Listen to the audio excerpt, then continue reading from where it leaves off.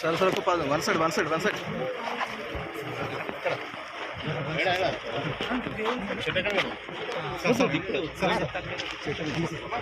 Sir side sir side side side sir sir ఒక పక్క sir sir ఇటు ఇటు సర్ सर ఉన్న సార్ మారేడ్ మారేడ్ మన బీసీ సంక్షేమ శాఖ మంత్రులు మరియు రోడ్డు రవాణా సంస్థ మంత్రివర్యులు గౌరవనీయులు పొన్నం ప్రభాకర్ గారిని మరి సాధారణంగా ఆహ్వానిస్తూ సుస్వాగతం పలుకుతూ వేదికపై ఆశీర్వాదం కావాల్సిందిగా ఆహ్వానిస్తున్నాం. మన మీటింగ్ అప్పుడు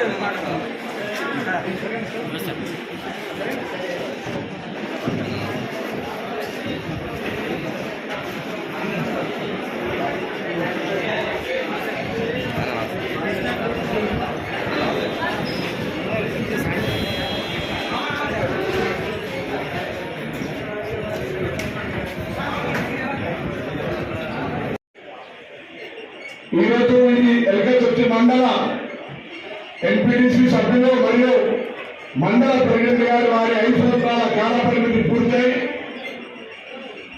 వారు బాధ్యత నుంచి ప్రజాస్వామ్యంలో ఎన్నిక కాబట్టి 5 సంవత్సరాలు పూర్తయినటువంటి సందర్భంగా ఒక కుటుంబంలో అందరూ కలిసి పనిచేసిన తర్వాత ఆ బాధ్యతలు కాల పరిమితి ముగిస్తే ఒక వేడుకగా ఒక సందర్భంగా ఒక కార్యక్రమంగా తీసుకుంటున్న ఇందులో భాగస్వామ్యం కావాలని కోరినారు.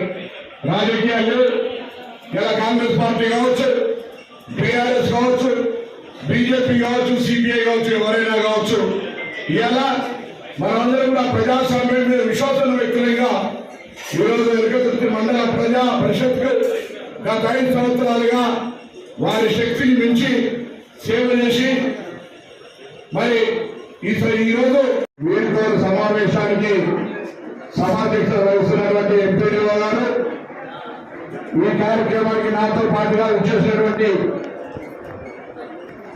జిల్లా పరిషత్ మాజీ చైర్మన్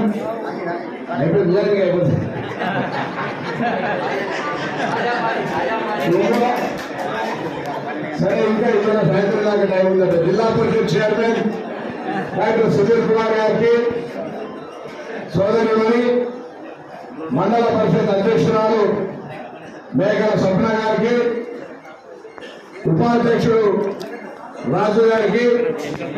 స్కూల్లో గ్రౌండ్ పెద్దగా ఉంది, అక్కడే బస్సు వచ్చి వెళ్ళి అక్కడే పిల్లలు బస్సు ఎక్కాలని కోరుకుంటూ సార్ వారందరికీ ఇలా భగవంతుని ప్రార్థిస్తా ఉన్నా. మీరు పడ్డ కష్టానికి తప్పకుండా మళ్ళీ మరింత ఉన్నత స్థానానికి పోయే విధంగా ఇంకా అవకాశాలు రావాలి. పొలిటికల్ లైఫ్ లో రిటైర్మెంట్ ఉండదు. పొలిటికల్ లైఫ్ లో మీరు ఎప్పుడైనా ప్రజా సమస్య మీద పోరాడేటువంటి మనస్తత్వాన్ని మర్చిపోవద్దని మరి సందర్భంగా కోరుతా ఉన్నా. చాలా మంది చెప్పినారు, నేను కూడా మండలాల్లో పోతే ఒక మండల పరిషత్ అధ్యక్షురాలు తనకున్నటువంటి ఆమె నిజంగానే గుడిగిరి నుంచి రాజకీయాల్లోకి వచ్చి భర్త యాక్టివ్ పాలిటిక్స్ లో ఉంటాడు.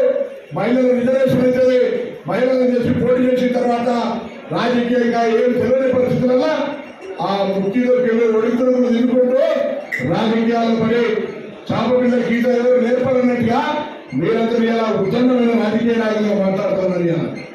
సో పరిస్థితి రాజకీయాల్లో మహిళలకు రైట్ సమయం లోపల పార్లమెంట్ వేదికగా ఆ రాజకీయమైనటువంటి అంశాలు చూస్తే మనం రోజు రోజుకు ఇప్పుడున్నటువంటి పరిస్థితి చూస్తే ఇబ్బందికరం.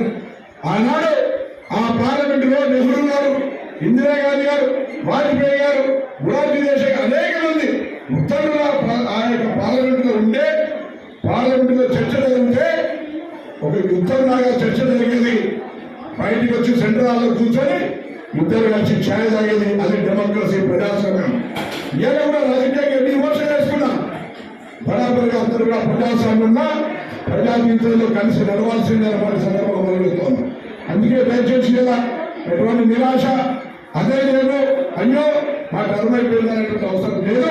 మీరు మరింతగా ఉత్సాహంగా ప్రజా సమస్యలు పాల్గొనాలని చెప్పి కోరుతూ మీ అందరికీ నా హృదయపూర్వకంగా అభినందన తెలియజేస్తూ ఎలకతుర్తి మండలానికి సంబంధించి జర్నలిస్టులు కానీ అధికారులు కానీ ప్రజలు కానీ ఎలకతుర్తి మండల అభివృద్ధికి అందరూ కూడా బాధ్యతగా కృషి చేయాలని, అందుకు శాసనసభ్యుడిగా మీ యొక్క అన్ని అంశాలను పరిగణలోకి తీసుకొని భవిష్యత్తులో అదేవిధంగా ఇలా మీరు మహిళలుగా ప్రజా ప్రాతినిధ్యంలో ఉండి మీరు మరింతగా శ్రమపడి పనిచేసినటువంటి సందర్భంలో తప్పకుండా మీ శ్రమను ప్రజలు మర్చిపోరని, సరే పొలిటికల్ పార్టీస్ ఎన్నికలు కొట్లాలు ఎందున్నా మీరు మీ యొక్క శ్రమ కంటిన్యూ చేయండి.